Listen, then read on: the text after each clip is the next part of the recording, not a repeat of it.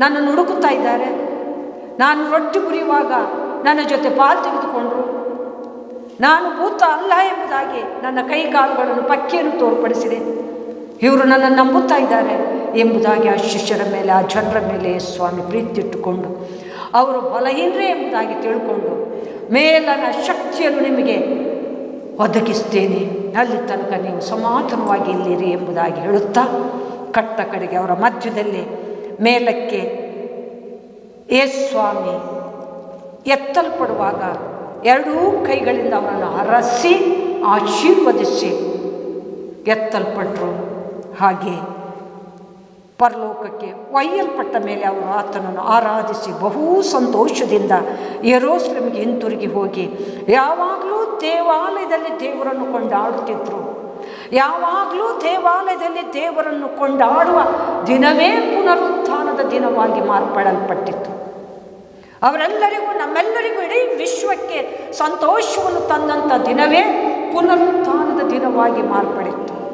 ಒಂದು ವೇಳೆ ಸ್ವಾಮಿ ಪುನರುತ್ಥಾನವಾಗದಿದ್ದರೆ ಇಂದು ನಮ್ಮ ನಂಬಿಕೆಗಳು ಉರುಳಿಲ್ಲದ ನಂಬಿಕೆ ಆಗುತ್ತಿತ್ತು. ನಮಗೆ ಪಾಪ ಕ್ಷಮಾಪಣೆ ಇದೆ ಎಂಬುದಾಗಿ ನಂಬಿಕೆ ಇರುತ್ತಿರಲಿಲ್ಲ.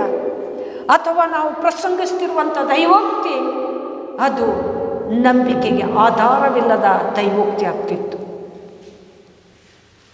ಸ್ವಾಮಿಯನ್ನು ಅದಕ್ಕೋಸ್ಕರೇ ತಂದೆ ದೇವರು ಎಬ್ಬಿಸಿದ್ರು ಅನ್ನೋದ್ರಲ್ಲಿ ಸಂಶಯನೇ ಇಲ್ಲ ಪ್ರಿಯರೇ. ಎಬ್ಬಿಸಿದ್ರಿಂದ ಎಲ್ಲರೂ ನಂಬುವಂತೆ ಆಯಿತು. ಎಲ್ಲರಿಗೂ ದೇವರ ಶಕ್ತಿ ಇದೆ ಅಥವಾ ದೇವರು ಪ್ರತ್ಯಕ್ಷವಾಗಿ ಕಾಣುವಂಥ ಕೃಪೆ ಸಿಕ್ಕಿತ್ತು. ಆ ಸ್ತ್ರೀಯರು ಗೋಳಾಡುತ್ತಾ ಇನ್ನು ಮೊಬ್ಬಿರುವಾಗಲೇ, ಕತ್ತಲಿರುವಾಗಲೇ ಸಮಾಧಿ ಬಳಿಗೆ ಹೋಗಿ ದೇವರನ್ನು ಹುಡುಕಾಡಿದಂಥ ರೀತಿ ನೋಡುವಾಗ ದೇವರ ಮೇಲೆ ಎಷ್ಟರ ಮಟ್ಟಿಗೆ ಪ್ರೀತಿ ಇದೆ ಎಂಬುದನ್ನು ನಾವು ಕಾಣ್ಬೋದು. ದೇವರು ಸಮೇತ ಪೇತ್ರನಿಗೆ ನೀನು ಇವರೆಲ್ಲರಿಗಿಂತ ಹೆಚ್ಚಾಗಿ ನನ್ನನ್ನು ಪ್ರೀತಿಸ್ತೀಯಾ ಎಂಬುದಾಗಿ ಕೇಳಿದರು. ಹೌದು ಸ್ವಾಮಿ ಎಂದು ಪೇತ್ರ ಹೇಳುವಾಗ ಎರಡನೇ ಸಾರಿ ಎಲ್ಲರಿಗಿಂತ ಹೆಚ್ಚಾಗಿ ನನ್ನನ್ನು ಪ್ರೀತಿಸ್ತಿದ್ಯಾ ಎಂಬುದಾಗಿ ಕೇಳಿದರು. ಹೌದು ಸ್ವಾಮಿ ಎಂಬುದಾಗಿ ಪೇತ್ರ ಹೇಳುವಾಗ ಮೂರನೇ ಸಲ ನೀನೆಲ್ಲರಿಗಿಂತ ಹೆಚ್ಚಾಗಿ ನನ್ನನ್ನು ಪ್ರೀತಿಸ್ತಿದ್ಯಾ ಎಂದು ಕೇಳುವಾಗ ಪೇತ್ರನಿಗೆ ನೋವಾಯಿತು. ನಾನು ಪ್ರೀತಿಸ್ತಿಲ್ವಾ? ಅದಕ್ಕೆ 2-3 ಸಲ ಇವರು ಕೇಳ್ತಾ ಇದ್ದಾರೆ. ಯಾಕೆ ಕೇಳ್ತಿದ್ದಾರೆ? ಹೌದು, ನಾನು ದೇವರ ಸತ್ಯವನ್ನು ಪ್ರಕಟಿಸ್ತಾ ಇಲ್ಲ. ಸ್ವಾಮಿ ಹೇಳ್ತಿದ್ದಾರೆ, ನೀನು ನನ್ನನ್ನು ಪ್ರೀತಿಸಿದ್ದೆ ಆದರೆ ನನ್ನ ಕುರಿಗಳನ್ನು ಮೇಯಿಸು. 3 ಸಲ ನನ್ನ ಕುರಿಗಳನ್ನು ಮೇಯಿಸು ಎಂಬುದಾಗಿ ಸ್ವಾಮಿ ಪೇತ್ರನಿಗೆ ಹೇಳುವಾಗ ಹೌದು, ನಾನು ಕುರಿಗಳನ್ನು ಮೇಯಿಸ್ತಾ ಇಲ್ಲ, ದೇವರ ಬಗ್ಗೆ ಹೇಳ್ತಾ ಇಲ್ಲ, ಅದಕ್ಕಾಗಿ ದೇವರಿಗೆ ನನ್ನ ವಿಷಯದಲ್ಲಿ ಸಂಶಯ ಬಂತು ಎನ್ನುವಂಥ ಪ್ರಶ್ನೆ ಅವನನ್ನು ಕಾಡಿದ್ರಿಂದ ದೇವರನ್ನು ಅಧಿಕವಾಗಿ ಪ್ರೀತಿಸುವುದಂದರೆ ಏನು? ದೇವರು ಅಧಿಕವಾಗಿ ಪ್ರೀತಿಸಿದ್ದಾರೆ ಎಂಬುದಾಗಿ ತನ್ನ ಜೀವವನ್ನು ನನಗಾಗಿ ಶಿಲುಬೆಯಲ್ಲಿ ಅರ್ಪಣೆ ಮಾಡಿದ್ರಲ್ಲಿ ತೋರಿಸಿರುವಾಗ ನಾನು ನನ್ನ ಜೀವವನ್ನು ಸೇವೆಗೆ ಅರ್ಪಣೆ ಮಾಡಿ ದೇವರನ್ನು ಪ್ರೀತಿಸ್ತಿದ್ದೇನೆ ಎಂಬುವಂಥ ದೊಡ್ಡ ಪ್ರಶ್ನೆ ಪೇತ್ರನಿಗೆ ಕಾಡಿತು. ದೇವರ ಆತ್ಮನೇ ಪೇತ್ರನನ್ನು ಅಲ್ಲಿ ನಿಲ್ಲದ ಹಾಗೆ ಪ್ರಶ್ನೆ ಕಾಡುವಂಗೆ ಮಾಡಿ ಗಲಿಬಿಲಿ ಮಾಡಿ ಪೇತ್ರ ಸಮೇತ ದೇವರಿಗೆ ತನ್ನನ್ನೇ ಅರ್ಪಿಸಿ ಸೇವೆಗೆ ಹೊರಟ ಪ್ರಿಯರೇ, ದೊಡ್ಡ ಸೇವಕನಾದ ಅದೇ ಪೇತ್ರ ಮೊದಲು ದೇವರನ್ನು ಅಲ್ಲಗಳೆದವನು, ಹೇಡಿಯಾಗಿ ಭಯದಿಂದ ತುಂಬಲ್ಪಟ್ಟು ದೇವರಿಗೆ ಶಪಿಸಿದವನು. ಅಲ್ಲಿರುವವರು ನನ್ನನ್ನು ಹಿಡಿದುಕೊಡುತ್ತಾರೆ ಎಂಬುವಂಥ ಭಯದಿಂದ ದೇವರನ್ನು ಶಪಿಸಿ ನಾನು ಯೇಸುವಿನ ಅಲ್ಲ ಎಂಬುದಾಗಿ ಹೇಳಿದಂಥ ಪಾರ್ಟಿ. ಕಟ್ಟ ಕಡೆಗೆ ದೇವರನ್ನು ಮರೆತು ಬಿಟ್ಟವನು. ಸ್ವಾಮಿ ಪ್ರಾರ್ಥನೆ ಮಾಡುವಾಗ ಹೊರಿಕೆ ಹೊಡಿತಿದ್ದ, ದುಡುಕಿನಿಂದ ಆವೇಶದಿಂದ ಒಬ್ರಿಗೊಬ್ಬರು ಪ್ರೀತಿಯಲ್ಲಿರಿ ಎಂಬುದಾಗಿ ಹೇಳಿದಂಥ ದೇವರ ಮುಂದೆನೇ ದೇವರನ್ನು ಬೈದಂಥ ವ್ಯಕ್ತಿಯ ಕಿವಿಯನ್ನು ಕತ್ತರಿಸಿ ಮತ್ತೆ ತಿರುಗಿ ಪ್ರೀತಿದೆ ಸ್ವಾಮಿ ಆ ಕಿವಿಯನ್ನು ಜೋಡಿಸಿದಾಗ ನಾನು ಎಂಥ ತಪ್ಪುಗಳನ್ನು ಮಾಡ್ತೀನಿ, ನನ್ನ ದುಡುಕು, ನನ್ನ ಆವೇಶ ಇದು ದೇವರಿಗೆ ಇಷ್ಟ ಆಗ್ತಾ ಇಲ್ಲ, ನಾನು ಏನಾಗಿದ್ದೇನೆ ಎಂಬುದ ತನ್ನನ್ನು ತಿಳ್ಕೊಂಡು ದೇವರನ್ನು ಅಪ್ಪಿಕೊಂಡು ಸೇವೆಗೆ ಸಾಗಿದ. ಅಂಥ ಬಲಹೀನ ಪೇತ್ರನಿಗೆ 3 ಸಲ ನನ್ನ ಕುರಿಗಳನ್ನು ಮೇಯಿಸು ಎಂಬುದಾಗಿ ಯೇಸು ಸ್ವಾಮಿ ಹೇಳಲಿಕ್ಕೆ ಕಾರಣ ಏನಂದರೆ, ಯೇಸು ಸ್ವಾಮಿಗೆ ಜನರ ಭಯ ಕಾಡಿತ್ತು. ಆದರೆ ಅದೆಲ್ಲವುದಕ್ಕಿಂತ ದೇವರನ್ನು ಅರ್ಥ ಮಾಡಿಕೊಂಡ ದೇವರ ಮೇಲೆ ಪ್ರೀತಿ ಇತ್ತು. ದೇವರನ್ನು ಬೆಳಕಿ ತರಬೇಕೆನ್ನುವಂಥ ಒಂದು ದೊಡ್ಡ ವೈರಾಗ್ಯ ಇತ್ತು. ಆತನ ವಿಷಯದಲ್ಲಿ, ಪೇತ್ರನ ವಿಷಯದಲ್ಲಿ ದೈವ ಸಂಕಲ್ಪ ಇತ್ತು. ಹಾಗಾಗಿ ದೇವರು ಕಡೆಯಲ್ಲಿ ಪೇತ್ರನನ್ನು ಕೈ ಬಿಡಲಿಲ್ಲ. ಪೇತ್ರನು ಪದೇ ಪದೇ ನನ್ನ ಕೈ ಹಿಡಿದು ನನ್ನ ನಡೆಸು ಎಂಬುದಾಗಿ ಬೇಡುತ್ತಿದ್ದ. ಎಂದು ನಾವು ಸತ್ಯವನ್ನು ತಿಳ್ಕೊಂಡು ಕ್ರಿಸ್ತನ ಹೆಜ್ಜೆ ಜಾಡಲ್ಲಿ ಸಾಗುವಂಥ ನಾವುಗಳು, ಸ್ವಾಮಿ ನನ್ನ ಕೈ ಬಿಡಬೇಡ, ನನ್ನ ಕೈ ಹಿಡಿದು ನಡೆಸು ಎಂಬುದಾಗಿ ಪ್ರತಿದಿನ ಬೇಡಬೇಕಾಗಿದೆ. ನಾವು ಪೇತ್ರನಾಗೆ ದುಡುಕೋರೆ, ಆವೇಶದಿಂದ ತಪ್ಪು ಮಾಡೋರೆ, ಅಥವಾ ಪ್ರಾರ್ಥನೆ ಇಲ್ಲದೆ ಸಾಗುತ್ತಾ ಹಗುರ ಮಾಡಿ ದೇವರನ್ನು ನಮ್ಮ ಜೀವಿತ ನಮಗೆ ಸರಿ ಎಂಬುದಾಗಿ ದೇವರಿಗೆ ಮತ್ತೆ ಮತ್ತೆ ಶಿಲುಬೆಗೆ ಹಾಕುತ್ತಾ ನೋವು ಮಾಡುವರು. ಇಂಥ ಬಲಹೀನರನ್ನು ಇವತ್ತು ಕರ್ತನ ಭೋಜನದಲ್ಲಿ ಪಾಲು ತೆಗೆದುಕೊಳ್ಳಲು ಮಾಡಿದ್ದಾರೆ. ಆತನ ಸನ್ನಿಧಾನವನ್ನು ಪ್ರವೇಶಿಸಲಿಕ್ಕಾಗುವ ಹಾಗೆ ಮಾಡಿದ್ದಾರೆ.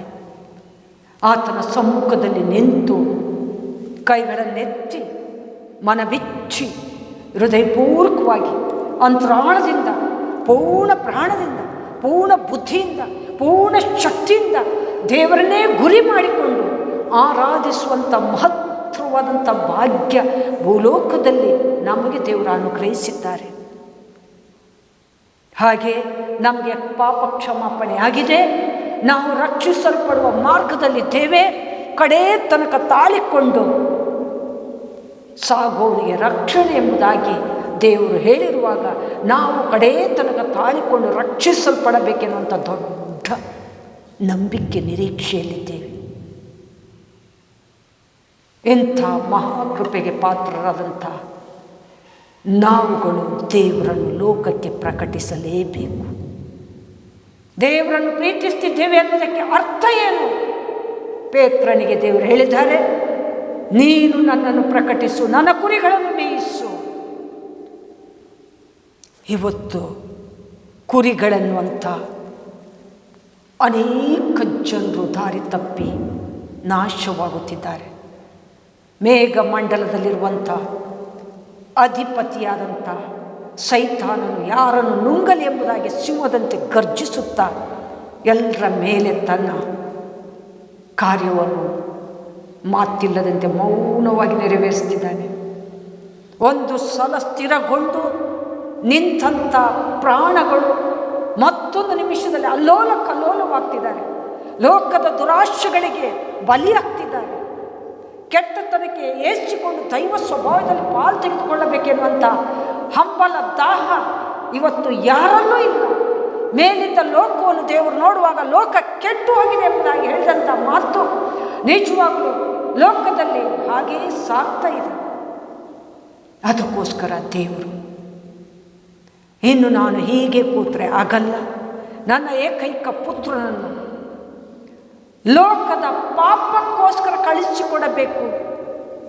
ರಕ್ತಧಾರೆ ಇಲ್ಲದೆ ಪಾಪ ಪರಿಹಾರ ಇಲ್ಲ. ನನ್ನ ಮಗನೇ ತನ್ನ ರಕ್ತವನ್ನು ಮಾನವರಿಗೆ ಚೆಲ್ಲುವುದರ ಮೂಲಕ ಮಾನವರನ್ನು ರಕ್ಷಿಸಬೇಕೆಂಬುದಾಗಿ ದೇವರೊಂದು ದೊಡ್ಡ ಯೋಜನೆ ಹಾಕಲಿಕ್ಕೆ ಕಾರಣವೇನು? ಲೋಕ ನೋಡುವಾಗ ದೈವ ಜ್ಞಾನ ಇಲ್ಲ. ಅದು ಬಿಟ್ಟು ದುರಾಶೆ, ಕೆಟ್ಟತನ, ದೇವರಿಗೆ ಅವಿಧೇಯತ್ವವಾಗುವಂಥ ಸಂಗತಿಗಳೇ ಹೆಚ್ಚಾದದ್ರಿಂದ ದೇವರು ಲೋಕವನ್ನು ನೋಡುವಾಗ ಲೋಕ ಕೆಟ್ಟು ಹೋಯಿತು. ನಾನು ನನ್ನ ಸಂಕಲ್ಪದ ಮೇರೆಗೆ ಮಗನನ್ನು ಕಳಿಸಬೇಕೆಂಬುವಂಥ ಒಂದು ಕಾಲ ಬಂತು. ಅದನ್ನು ನಾನು ಮಾಡಿ ತೀರಿಸಬೇಕೆಂಬುದಾಗಿ ನಮ್ಮ ಪಾಪದ ದೆಸೆಯಿಂದ ಸ್ವಾಮಿ ಶಿಲುಬೆ ಏರಬೇಕಾಯಿತು. ನಮ್ಮ ಪಾಪ ದ್ರೋಹಗಳ ನಿಮಿತ್ತ ದೈವ ಸಂಕಲ್ಪ ಯೇಸುವಿಗೆ ಪೆಟ್ಟು ತಿನ್ನುವಂಥ ಸಂಕಲ್ಪವಾಗಿ ಮಾರ್ಪಟ್ಟಿತು.